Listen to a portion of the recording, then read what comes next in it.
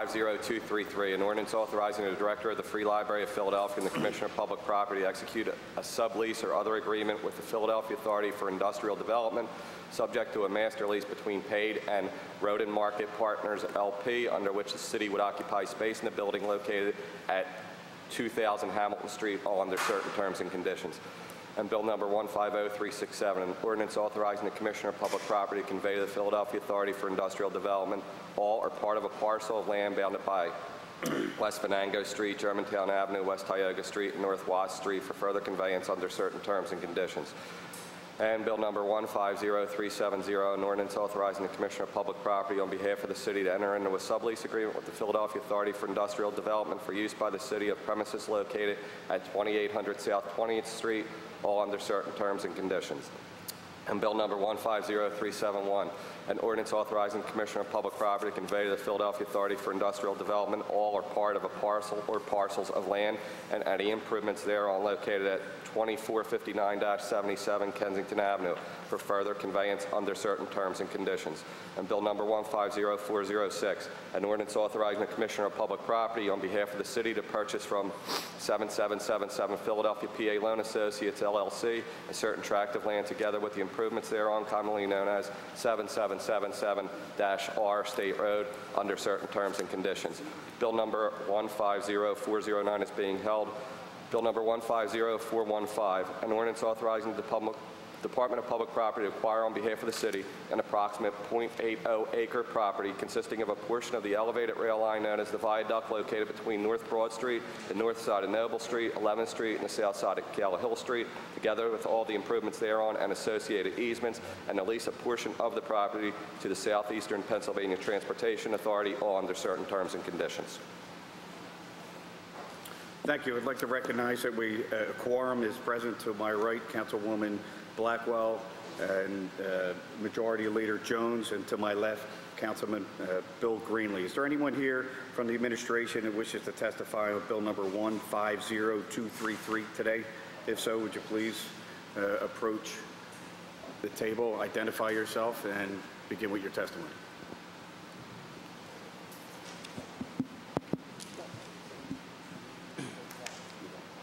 Good morning, Chairman Heenan and members of the Public Property Committee. I am Jim Pecora, Vice President of Property Management at the Free Library of Philadelphia, representing Siobhan Reardon, President and Director, who is out of town.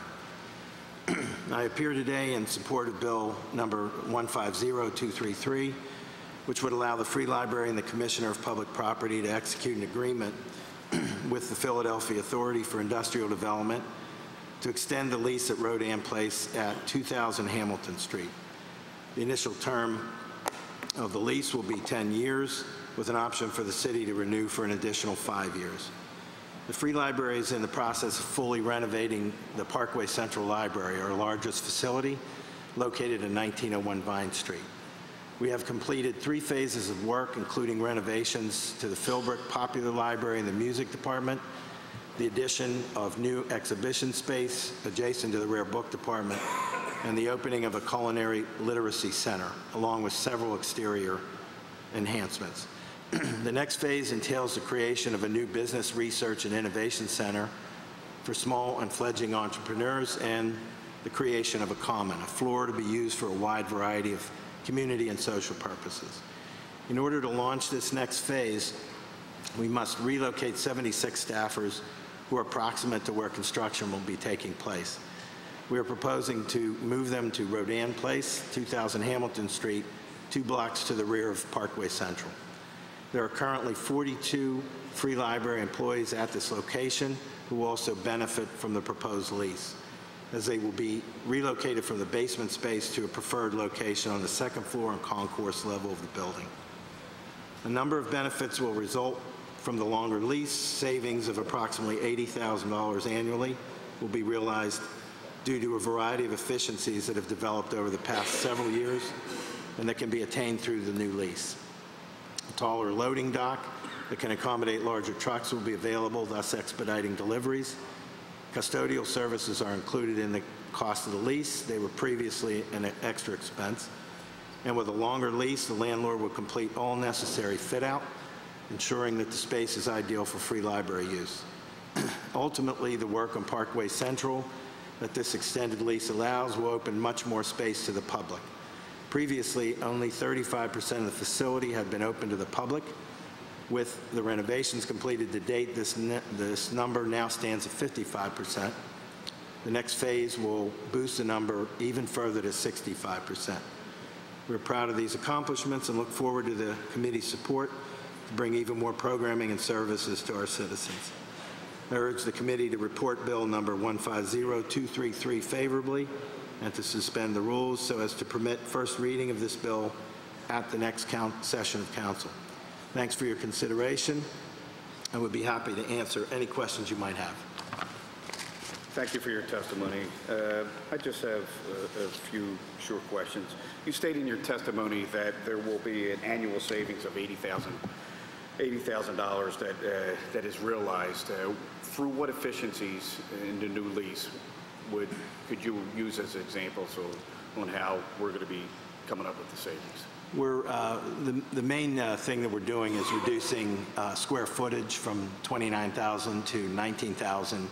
We're doing that through complete rebuilding of the two main areas, so we're gaining efficiencies in terms of space planning. We've also, there's one function that we're going to eliminate and do. It's a supply function. It takes up a lot of room right now. We're going to do that through purchasing, and we're going to have things drop shipped. So there was a 4,000 square foot savings there. So mainly through square foot savings. Okay. Do you have an estimate of the cost of the new fit out occurred by the new landlord? I don't have all the costs now, but it's approximately $100,000 of investment on their part. I have no further questions. Anybody else on the committee? Thank you for your testimony. Thank you. Are there any other questions from here today that wishes to testify on bill number 150233? Is there anyone else? Nope. Thank you. Is there anyone from the administration who wishes to testify on bill number 150367 today?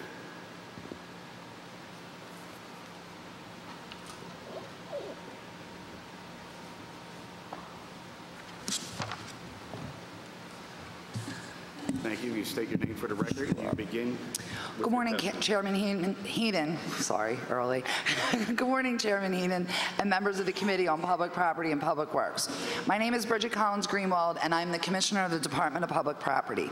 I'm here today to testify in support of Bill number 150367, an ordinance authorizing the Commissioner of Public Property to convey to the Philadelphia Authority for Industrial Development all or part of a parcel of land bounded by West Venango Street, Germantown Avenue, West Tioga Street, and North Watt Street for further conveyance under certain terms and conditions. Firehouse Fair LLC, whose principal is Sam Stern, will develop this property into a retail space to sell locally grown and produced food. The $125,000 proceeds of the sale will be deposited into the general fund. The Department of Public Property supports this measure, and accordingly, I respectfully ask that City Council approve Bill number 150367. I am requesting a suspension of the rules so as to allow for the first reading at the next session of Council. Thank you. I'll be happy to answer any questions you may have. Okay, one quick question. Sales price compared to the appraisal price? It was the appraisal price, so it's fair market. Yeah, 125. Okay, great. I have no further questions. Anyone from the committee have any questions? Is there anyone else here today that is present that has any questions on bill number 150367? Thank you very much for your testimony. We will now hear testimony from bill number 150370. Would Mr. Gilson please approach and begin with your testimony? Thank you. Good morning, Councilman Heenan and members of the Committee of Public Property and Public Works. My name is Everett Gillison. I'm the Deputy Mayor for Public Safety and the Mayor's Chief of Staff. I appear for you today to offer testimony on Bill 150370, which authorizes the Department of Public Property to enter into a lease for a property that will be used to create a unified call center at the old Quartermaster Depot at 20th and Oregon. The proposed facility is an initiative of the Department of Public Safety and has been in the planning stages for the past 3 years. The facility will bring together numerous communication activities now located at various locations throughout our city. These activities include the 911 call center, the police and fire dispatch, the emergency operations center, and the 311 call center, and the city's Office of Emergency Management. The creation of the UCC will benefit the City of Philadelphia in a number of ways, both through job creation, construction activity, and the creation of a facility that brings together most of the city's primary communication systems in one secure facility. The city will be entering into a 10-year lease as a subtenant of the Philadelphia Authority of Industrial Development, who will lease the property from Defense Realty. The city will have the option of purchasing the leased premises at the end of the lease term. If the city elects not to purchase the premises at the end of the term, the city shall have the option to renew the term for 2 additional 5-year terms. The proposed footprint of the lease space will not exceed 85,000 square feet. There is an urgent need for City Council to authorize the public property to enter into a lease for the identified property prior to the end of the spring session. The urgency is driven by the fact that the current 911 system is in need of an upgrade as soon as it is reasonably feasible due to the need to replace current aging systems. Of mutual benefit will be the ability to co-locate all the city's vital communications and dispatch systems into one location in the immediate vicinity of the Delaware Valley Intelligence Center that has been operational since spring of 2013.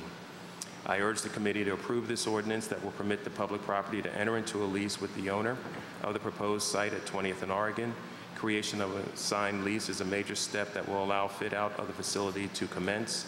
I'm requesting a suspension of the rules so as to allow for first reading at the next session of council. I appreciate the opportunity to testify before the committee today and would be happy to answer any questions that you may have.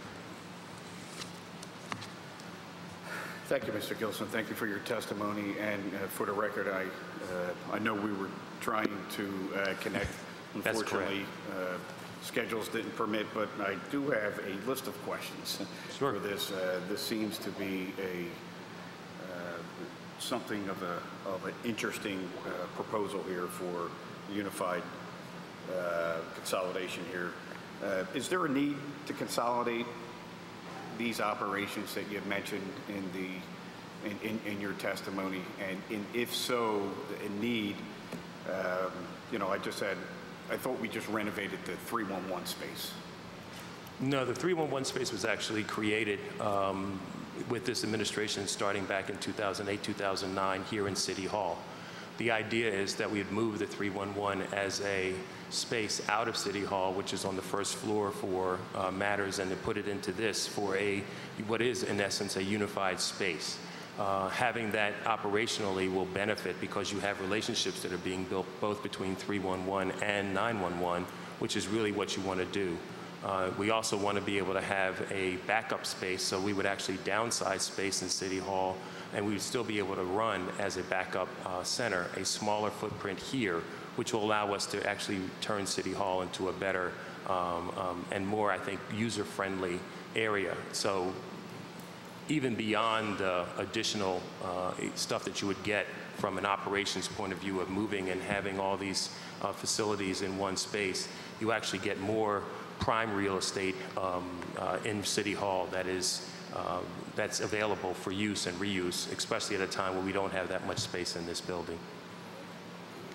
The only operations in this building is 311, is that correct? Or where's the 911? We have 911 is currently at the Police Administration Building, which you know we are actually building a new Police Administration Building in 4601. It's also at the Fire Administration Building, which you know is at on Spring Garden Street. We have Muni Radio here, which is on our 7th floor, and we have 311 here in City Hall. And so 311's not going to create a space in demand when it comes to value and so forth. In my opinion, why the urgent need? You had mentioned that 911, is there a problem? I understand that we may need an upgrade. I mean, systems aren't going to fail now. No, they're not. I'm just trying to get the sense of urgency Sure. to enter into a long-term lease towards the end of an administration. Sure. Well, this is something that's been going on, whether administration is end or at the beginning. You always deal with the problems that you have that are on your plate. Much like all administrations, you end up working on things, and quite frankly, I was hoping that this would have been resolved and a lot of the issues would have been resolved over a year ago, but they actually come and they are resolved when they are resolved. The issue is twofold. One, you want to be able to have a space that you're planning, because planning actually takes time to do. We know that we're moving into 4601, which will end up happening probably 2 years into the next administration. There is no space in 4601 for this facility, for these operations to go. So you have to end up identifying space where it needs to go. And when you look at the operational impact of co-location of all these secure matters, you actually have an opportunity to sit back and deal with it. On a national level, Washington, D.C. Went through something similar to this many, many years ago, and the operational impact of having a new space for both the OEM and also their unified call center allowed for more flexibility, allowed for a development of a new cadre, and quite frankly, new titles as people end up securing and making sure that they're working together in a better way. Those are kinds of things that 21st century cities actually do. Those are the kinds of things that you have to kind of put yourself in the position to do, and that's what this actually allows us to do. We've already seen what the benefit of co-locating, something that was on the books for 25 years, which was a co-location of the Special Victims Unit with the District Attorney, with DHS, with Matter. We actually pulled all that together and got it done. I want to make sure that we continue to invest in things as we go forward and get people who are currently in areas that are substandard, getting them into better spaces. So that's why it's important to not only get it done, but get it done now so that we're able to go forward. That's one. Second, when you're talking about the amount of planning that you have to do in order to help replace the 911 system, that, you know, we're talking about next gen, texted next gen, and all of that. Those are major investments in the multi-million dollars matters. We're talking about probably upwards of $20 million that we're going to have to build and build out in order for that to be done properly. We're going to have to run 2 systems at the same time. If we end up doing this now, we're actually able to do this in a stable and an easy way rather than it being rushed at the end of life. Yes, we'll be able to buy, I am sure, that the company, Motorola and others, will sell us maintenance contracts on our current systems. But we're going to be on, they'll be dealing with those maintenance contracts starting in December. They'll be looking for us to get one of those contracts starting January to keep the things up and running. You've been at the place where we are in both the police administration building and fire. You know that we've had issues with power generation, keeping it up. We've had emergency generators put outside buildings in order to keep things going. These folks have done quite a bit of, public property has done a great job in making sure that we keep the current systems up and running. But I just think that we have to take the step into the next environment in order to make sure that we can achieve the public safety needs. So you have 2 things. 1, things that need to be done now, and 2, things that need to be planned for the future. This has nothing to do with an end of an administration. Public safety really never changes from one administration to the next. These are things that have to be held and have to be dealt with going forward, and that's where we are. Right. And, you know, when I make a statement at the end of administration, what I mean by that is, you know, there's 6 months left to the end of this administration. You know, it's being recommended that we co-locate systems that are in operation now that are working, and it's a serious investment.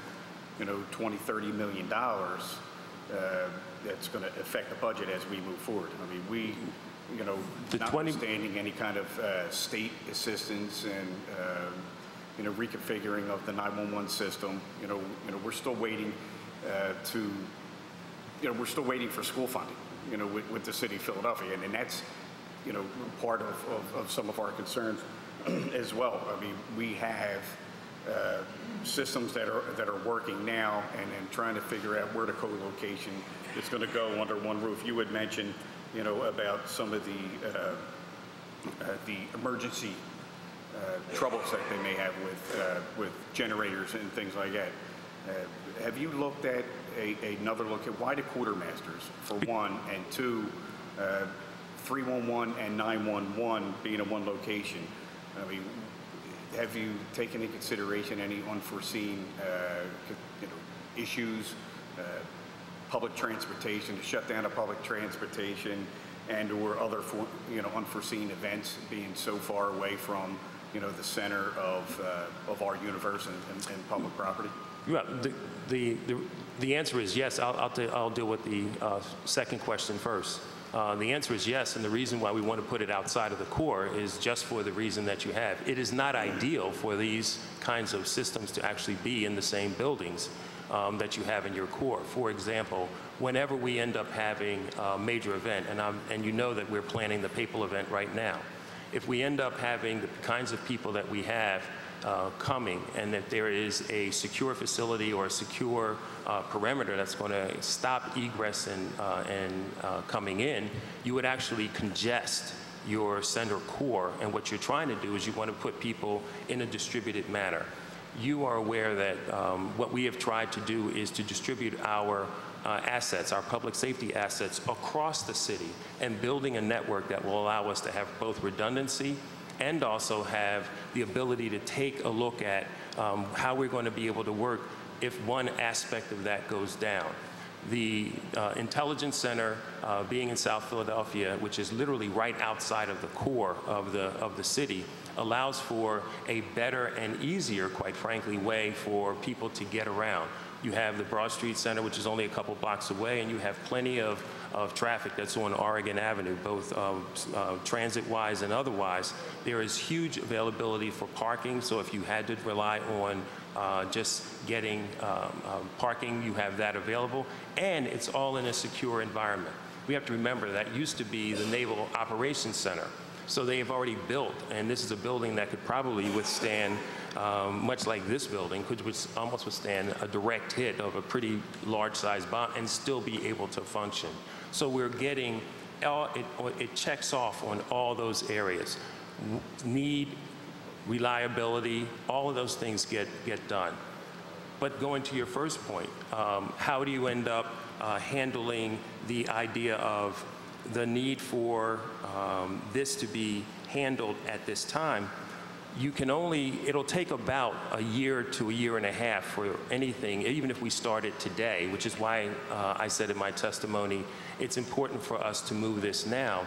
Even if we started now, we have to plan for and move things forward, which over the next 6 months, that gives people a way forward. When the warranty goes out, you are at the mercy of others. And I'm trying to make sure that the next administration can actually come in and in a seamless way continue to actually build on the public safety gains that we've made. Between 4601, the new police academy that's coming in online later on this fall, between the investments that we've made in Cruztown with bringing our horses back to the SWAT center, all of these areas and all of these things are distributing our assets in a way that we'll be able to muster no matter what happens in this area. It's those things that you have to plan for in advance, and that's what this plan gets together. So that's why it's important. When, I got one last, well, not one last question, but I have another question. I'll turn it over to members, and then I'll get back to you. When is the warranty for the 911 system? December of 15. December of 15? That's correct. And that's why we've been working on this for 3 years. and how old is the current system, and how often do we upgrade, and when was the last upgrade? The last system, well, the system as it was currently done was put in probably, I don't know the exact date. It usually goes in about 10 to 15 years ago. We try to continue to do the upgrades as they are needed. As you know, the facilities that we put material in is always constrained.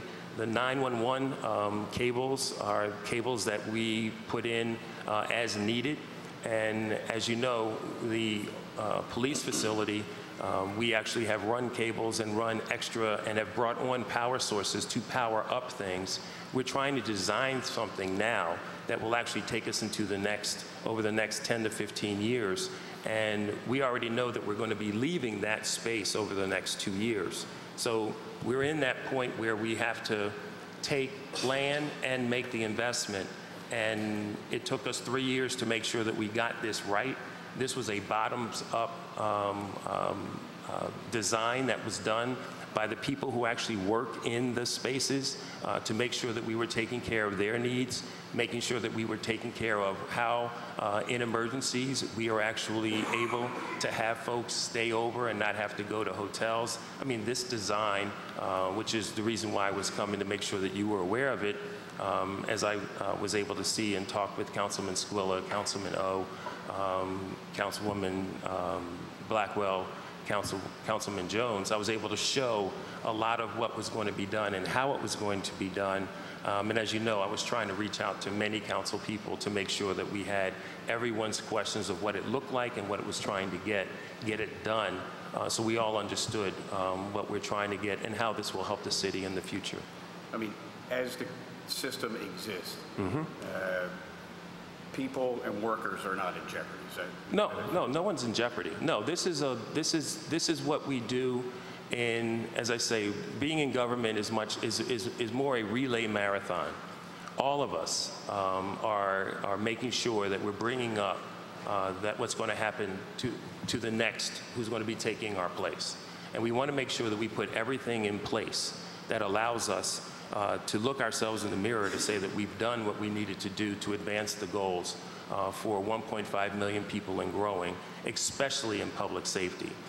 This is one of those investments that we know not only has to be done, but is needed to be done, and it's better to be done in a planned way rather than a rushed way. So this is not a rush job. We've been planning this for 3 years. The fact of where it comes on the calendar is just the date of the calendar. But the whole design and the whole execution of this has been going on for quite some time. And would I'd rather that this would have been done, or we would have been able to get this done 3 years ago? Absolutely, because then it would be even easier to make the transition. In the best world, we would be able to open the center in January and not have to worry about things operating simultaneously, but we're not able to do that. It is what it is, as my kids sometimes tell me. Okay. Any members? Thank you, Mr. Chairman. Good morning, Mr. Gilson. Good morning. Chairman asked a lot of the same kind of questions I had, but just one other thing. A little earlier in your testimony, you mentioned about job creation. And you talk about construction activity. I get that. Will there be more actual jobs, city jobs through this? Or? Initially, no. Initially, no. We would not be adding additional jobs, but that's a question in the transition documents that I would be putting forward to the next administration, because I think that what you want to do is once the persons and once the people are operating together, there are going to be some additional jobs that you're probably going to have. There's part of this design actually has a secure computer center that's actually what you need, a cold room to keep your computers and everything else operating in the optimal way. There are going to be additional investments that are going to need to be made, but I can't sit here today and would be able to testify to that. I don't think that would be proper. No, I got you. So the permanent job creation is probably down the road. That's correct. When you're saying job creation, it's more the construction. It's the construction, it's the renovation. We have to, much like when we built the Divic, you have to demo the interior. And you have to demo once you demo the interior, you have to raise the roof, you have to raise the floor, you have to deal with the lighting, because it's all part of an environmentally friendly lighting, and we bring the building up to code, because right now the space that it is pretty much, there's nothing there. So that's where the jobs that I was referring to in my testimony come from, Councilman. Okay. All right, thank you. You're welcome. Thank you, Mr. Chairman. Before I continue on with the question, does anybody else have any questions? So, how come? So you had just made a, and if you you can tell that I have some concerns about, even though there's been planning for the last 3 years, as you had just stated, you know, it feels a little rushed to me, because it's just, you know, my first, you know, conversation about it as we move forward. You know, so it seems a little rushed to me, and I think I personally would like to, you know, to take a little more time to review it and figure it out. You know, and one of the questions, just, you know, as we're sitting here, is how come if it was being planned for 4 or 3 years or more, how come it wasn't included in the 4601 initial planning? Because it's a separate environment. The 4601 plan, something that I was working with Councilwoman Blackwell, it was part and parcel of co-locating the medical examiner's office and the police, putting those two together. That was both the design and the output.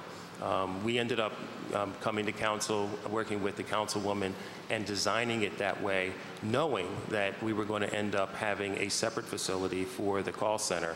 That's why, I mean, that actually verifies to you how long ago this had been talked about and thought about, at least within the administration, because we did not put it in that same building for that very reason. We knew that this was going to be the path that needed to be taken, and we had an opportunity with our Delaware Valley Intelligence Center being right next door. We had an opportunity for it to actually be part and parcel of that particular space. So it has been going on for a while. That bond that was used in order to finance the 4601 is a separate matter, and this was going to have to be something that would come up, and both the councilwoman and these discussions would be with the public safety chair, with Councilman Jones, who was obviously we were keeping in touch with, to make sure that he understood what we were doing and at least visited the site, did what we needed to do. We also alerted Councilman Kenyatta Johnson, since it was in his district, and we wanted to make sure he was comfortable with both the forward thinking that we were doing. And upon winning both their support is when really all of the designs and everything else began to take shape. But this has been going on for quite some time, Councilman. Okay, so for the construction fit out, you expect to be $20–30 million. It's a, well, the, right? I mean, no, the fit out is the $20 million that I was referring to earlier refers to the amount of money that is going to be needed in order to upgrade our CAD system and our, and to put and to receive the electronics in this area. That'll be something, we already have the dollars in the budget for that. That's been set aside. Right. This lease cost is for leasing at 85,000, up to 85,000 square feet at $8 a square foot. Then we will end up building in whatever the design would be. That would be part and parcel of our way forward. But we don't know, so the construction fit out is open-ended. We have to negotiate. We're negotiating. We would negotiate that. Obviously, given the authorization, we would be able to negotiate that going forward. We can estimate from what we did at the DIVIC. We can estimate that would be somewhere on the order of $200 to $227 a square foot, I believe, all in. Which is why we're talking about. We added something in here to actually have the option to purchase the building itself. Once it's done, we'll have the option to purchase the building and use a portion of the lease costs in order to make sure that we are actually able to actualize and use our investment going forward. And that's an innovative matter that Public Property had worked with and worked to do. And it's something that we have been telling and have been working with the Defense Realty to make happen. And I also question, I mean, you just said that at the end we may have a purchase option, but why are we leasing? You know, I just question why we would lease the facility instead of, you know, being one of our public property buildings for our own systems and something that's so sensitive as 911 and 311. Well, two reasons. One, you want to be able to have a secure environment. Two, you want to be able to have a space that's next to, and there's only, as they say in real estate, location, location, location. We have already made the investment in order to make sure that our in order to make sure that we will have our Delaware Valley Intelligence Center, which is already there, up and running, and quite frankly, bursting at the seams because of all the stuff that we're putting down there. We now have that up already under control. We are putting this right next to it, and we would end up having the private, the landlord would be able to get this up and running within a shorter period of time, rather than trying to go back to square one and try to figure out where and in what we would be able to do. But you still would not be able to be next to this particular space.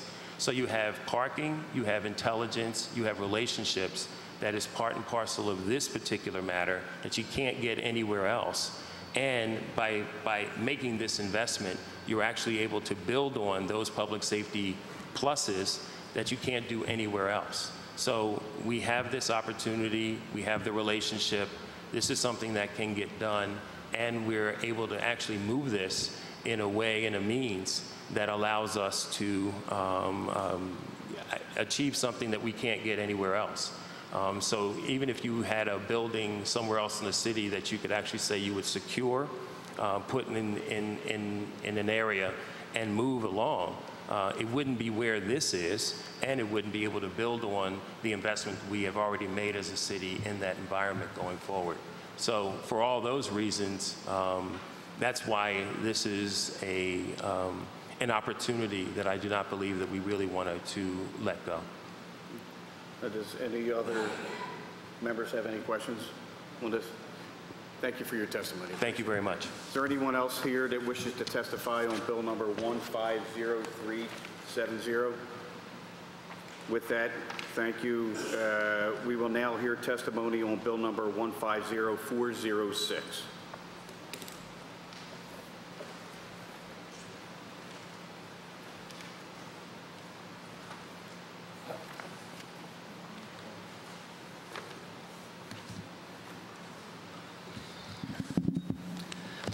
Good morning, Chairman Heenan and members of the Committee on Public Property and Public Works. My name is Bridget Collins Greenwald, and I'm the Commissioner of the Department of Public Property.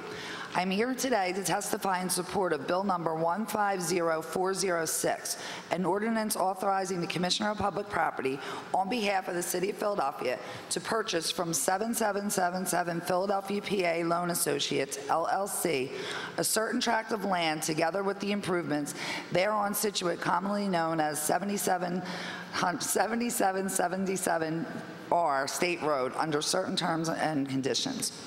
The city will purchase this 58-acre property from the 7777 Philadelphia, PA Loan Associates, LLC, whose principal is Harry Nullett, for $7,265,299.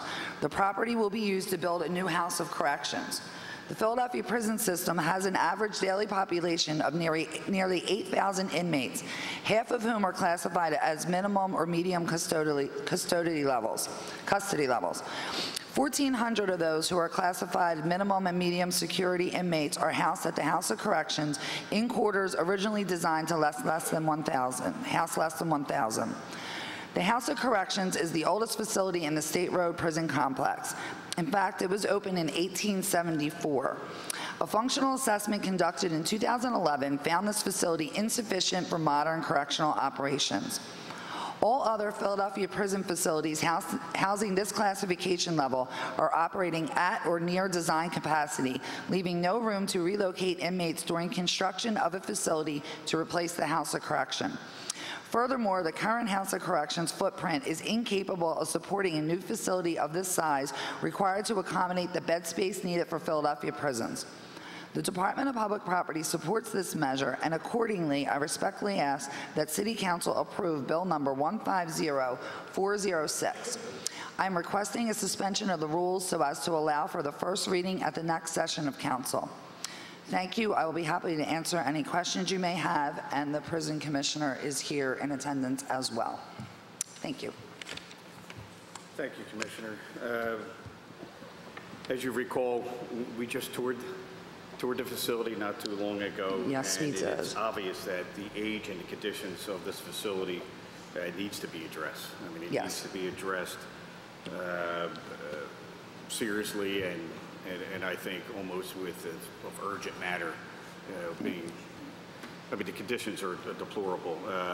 And then obviously the parcel in question is in my district, so I have a lot of concerns with the proposal. Is the agreement of sale already in place for this property? And if so, would the city take ownership?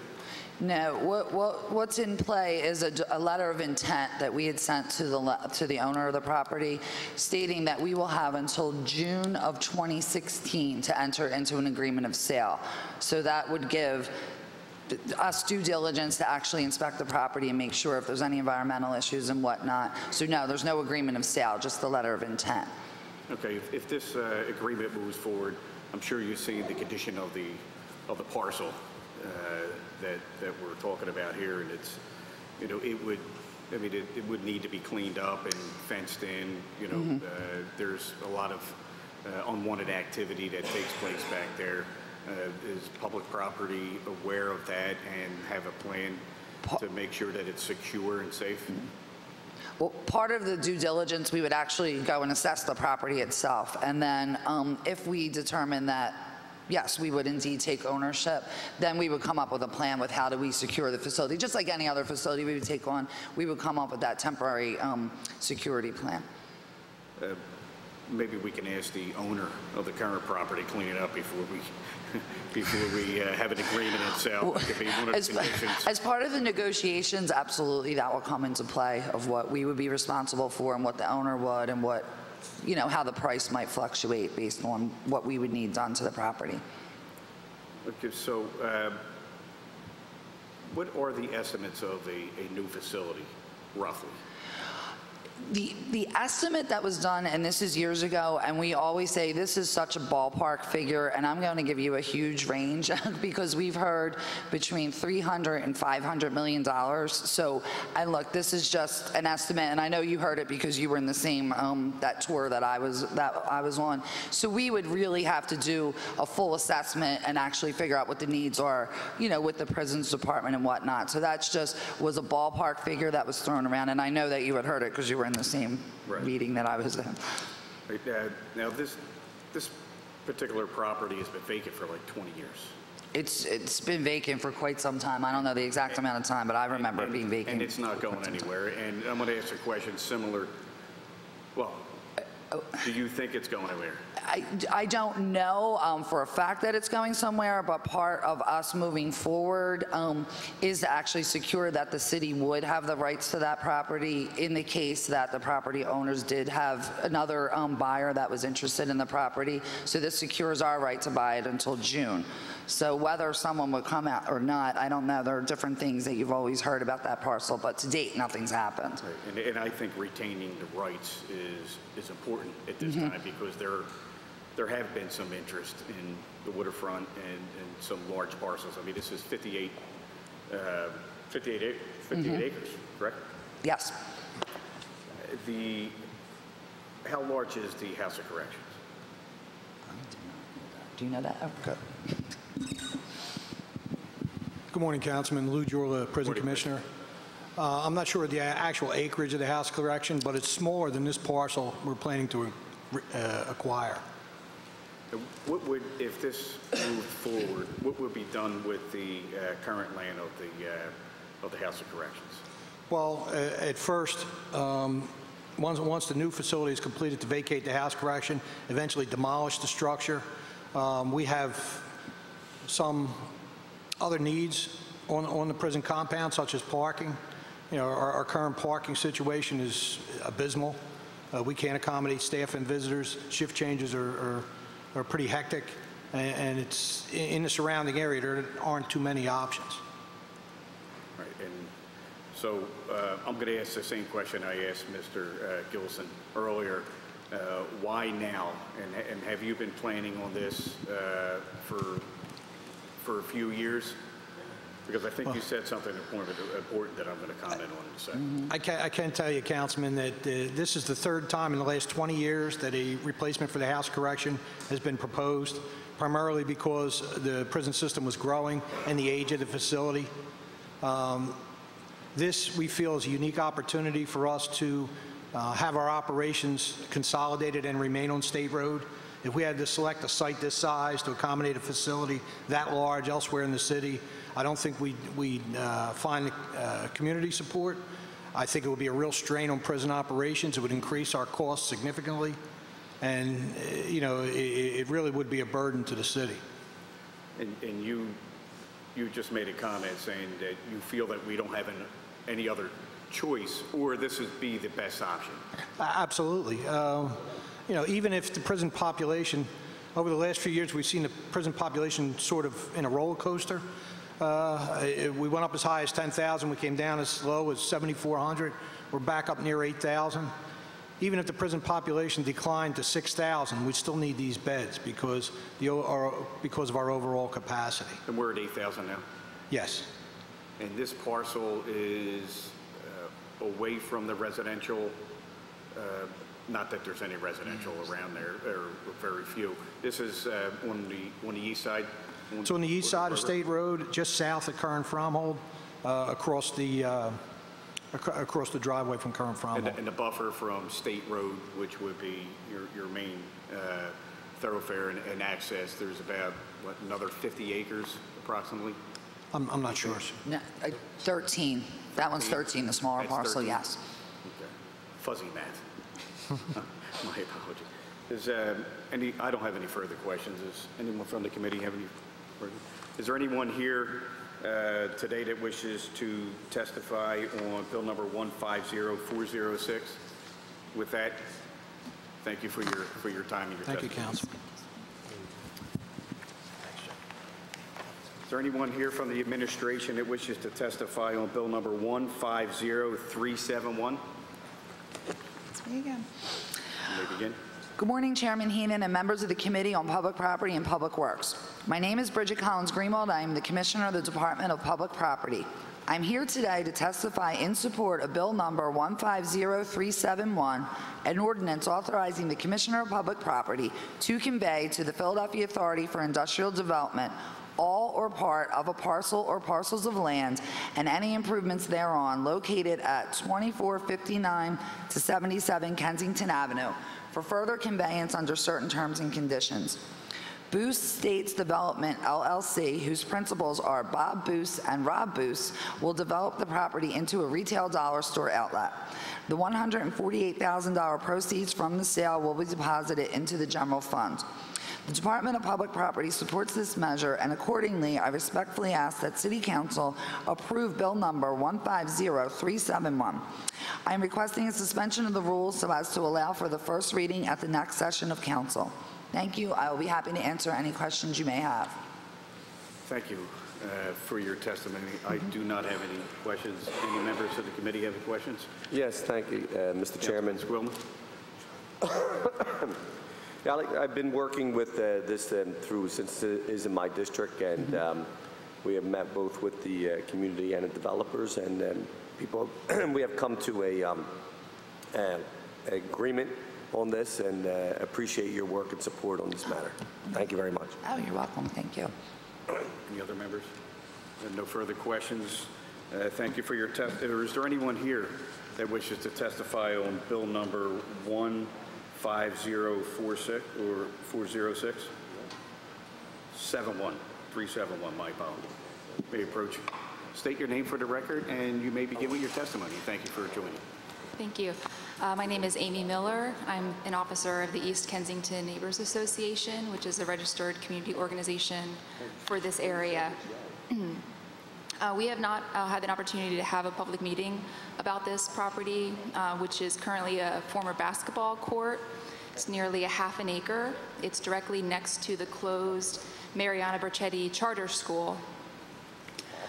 This is, again, nearly a half an acre of land. The starting bid was $148,000, and there was only apparently one bid to purchase this property. The OPA value is actually well over $200,000. So the selling price, again, with one bid is only 3/4 of the OPA value, which is probably far less than the actual value. Again, there was one proposal by Boost Development based out of Clearwater, Florida. This property was not listed for sale on any public real estate websites such as Realtor.com, so anyone looking for property would not easily be able to find that this was even for sale. There are two multi-million-dollar developments going on a block away from this site. The Albion Mills development, which is rehabilitating a factory into mixed use. And there's also the St. Francis Inn Senior Center. One of these is 1 block away. The Albion Mills St. Francis Inn is about 2 blocks away. And this is multi-million-dollar development going into this area. Along Kensington and Front Street, both to the north and south of this property, there's many small businesses, many of which sell the types of goods that a dollar store would sell. So with the dollar store going in at this location, it's quite likely that many of those businesses would actually go out of business because of this competition. Again, the community has not really had an opportunity to have an input on this. There's not been a meeting about this, and I just fear that this is not really the best decision, financially for the city, considering the sale price, or use-wise, considering the small business corridor that it's located on. Well, I So thank you that's for it. your testimony. Chair recognizes Councilman Swift. Yes, thank you. And I think there's some confusion here because of the term Family Dollar and dollar store. This is not a dollar store. Family Dollar, which is the name Family Dollar, is more like a convenience store, groceries type store that has been built in and around parts of this area and has been very well received by the community. And I would ask if anybody from the Family Dollar would like to come up and testify and explain, maybe to help guide the conversation. Thank you.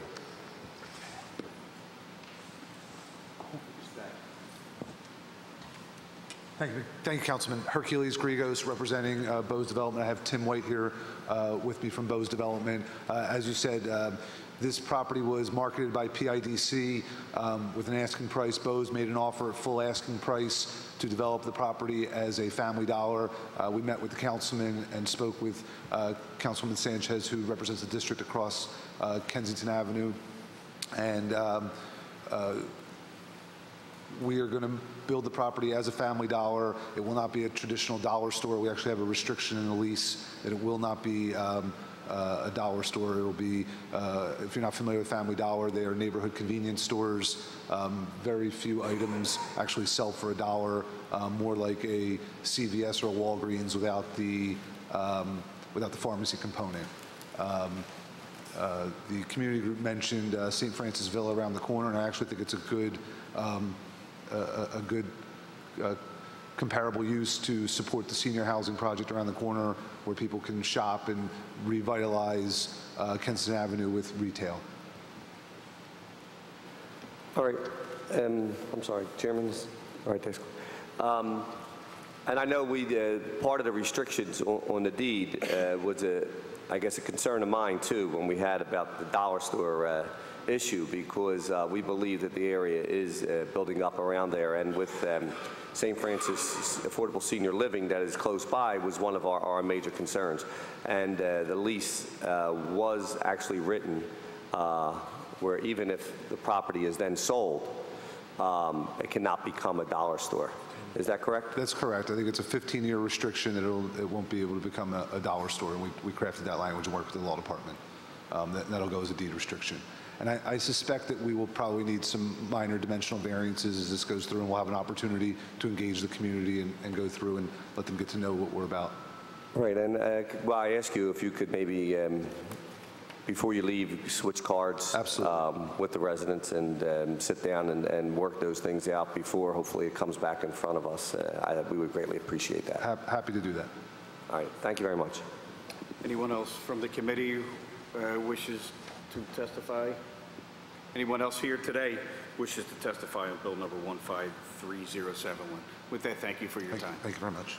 Is there anyone here from the administration that wishes to testify on bill number 150415?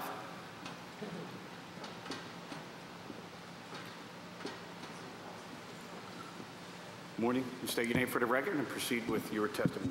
Good morning, Chairman Heenan and members of the Committee on Public Property and Public Works. I'm Mark Folk, First Deputy Commissioner, Philadelphia Parks and Recreation, and I'm here to testify in favor of Bill number 150415, authorizing the city to take title to a segment of what is commonly known as the Reading Viaduct. This bill relates to a section of the viaduct that begins on a bridge structure over the 1100 block of Callowhill Street that curves northwest while sloping down to street grade in the 1300 block of Noble Street.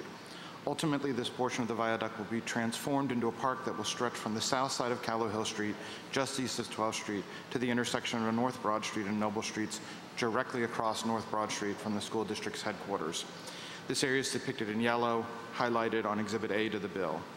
Users accessing the viaduct park may enter North Broad Street and Noble Street by traversing the 1300 block of Noble Street at street level and then crossing a bridge structure over 13th Street. At this point, 13th Street is approximately 15 to 20 feet below Noble Street.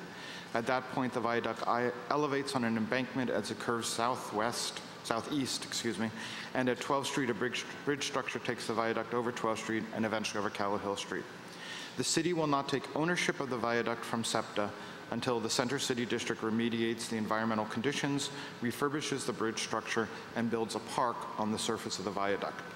The scope of work to be performed by the Center City District will be approved by Parks and Recreation, the Department of Streets, and the Philadelphia Art Commission, and will involve lead paint abatement, removal of all contaminated soils atop the bridge structures, removal of at least 2 feet of soil from the embankments, installation of concrete decking on the bridge structures to control stormwater, and the creation of a surface park. The park improvements will consist of walking trails, landscaping, irrigation, lighting, and site furnishings such as benches and trash receptacles. During construction, the Center City District will lease the property from SEPTA. Upon completion of construction, SEPTA will transfer the real estate, bridge structures, and park improvements to the city for nominal consideration. The project budget is approximately $9 million, of which the city's Commerce Department has committed $1.8 million in capital money over 2 years. The remainder of the budget is a combination of state funding and private foundation money. Once owned by the city, the Department of Parks and Recreation will operate the park on the surface of the viaduct with support and help and cooperation of the Friends of the Rail Park. And the Streets Department will monitor and maintain the bridge structures. I ask that you move Bill 150415 out of committee with a favorable recommendation. I am pleased to answer any questions. Thank you, Mr. Folk. Just one thing. I assume I'm very familiar with the viaduct in New York City. Are you using that as sort of a model? I know everything is different, but that seems to have worked extremely well in New York City. Yes, Councilman. It took an area that was pretty run down, to say the least, and now it's a very viable area, not just on viaduct, but all along that, I forget what avenue that, 10th Avenue? 10th Avenue, 10th yeah. Avenue, yes. Yes, Councilman. So the High Line in New York City has been an inspiration for the Viaduct Park, along with many other projects around the world. This project will be uniquely Philadelphian in how we're interpreting the railroad history here, and we hope it would be a stimulus for development in the adjacent neighborhood. Okay, thank you. Councilman Squill? Thank you, Mr. Chair. Also, I just want to, for the record, note that we are testifying on an amendment to the legislation, which was just clarifying a map. Correct. That with technical change. But we believe that this is a great project for the city of Philadelphia. I believe it is. What do you think would be the possibility once this is done of maybe conveying interest for the existing railroad, Reading Railroad, to continue maybe something like this moving forward? Right. I think we at the city, along with our partners at the Center City District and the Friends of the Rail Park, hope that this first phase will be a stimulus to focus attention on the remainder of the viaduct, which is still controlled by the Reading Company, to bring maybe all parties to the table for the city to gain control of the rest of the viaduct, to build out the full vision of this as an elevated park. And I think fortunately for us, a lot of the resources going into this project are really for infrastructure repairs and having the bridge put up to code. do we see an opportunity from this investment, which I believe will happen, we'll then see an economic impact to the surrounding community that will attract others to private developers to come into that area? We certainly believe that'll be the case. In fact, I think we're already seeing that on the 1200 block of Noble Street on the east side of the 1200 block, immediately across from the park. There's some multifamily housing being built right now that'll have beautiful views onto the park when the park's built. All right, and I believe that'll really, in the future, you'll see a lot more business plus residential development. So thank you for your part in making this happen, and looking forward to this continuing, and hopefully the ribbon cutting for the new park to open up. Thank you. Thank you, Councilman. We like ribbon cuttings, don't we? Yeah. Any other questions, members of the committee? Seeing none, thank you, Mr. Vogt. Thank you, Councilman. Anyone else here to testify on Bill 150-415? Seeing none, that will complete the hearing of the Committee on Public Property, and we will go into a public, in fact, hold on one second.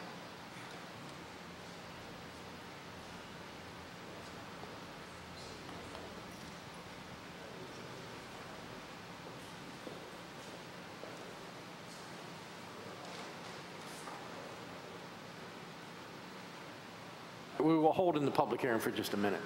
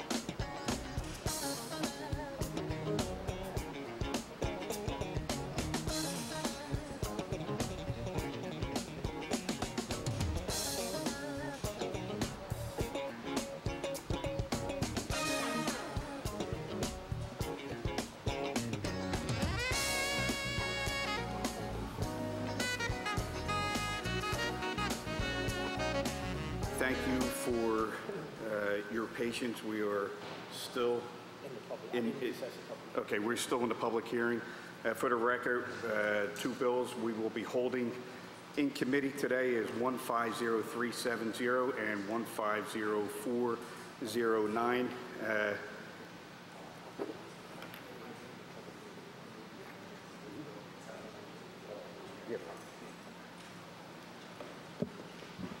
Okay, is there anyone else who wishes to testify today on any of these bills or resolutions? Yes, ma'am. You may approach. State your name for the record. Yes, my name is Judith Robinson. Sorry I was here. Came a little late. Regarding that 150409, I wanted to just get a little clarity on why was that bill held?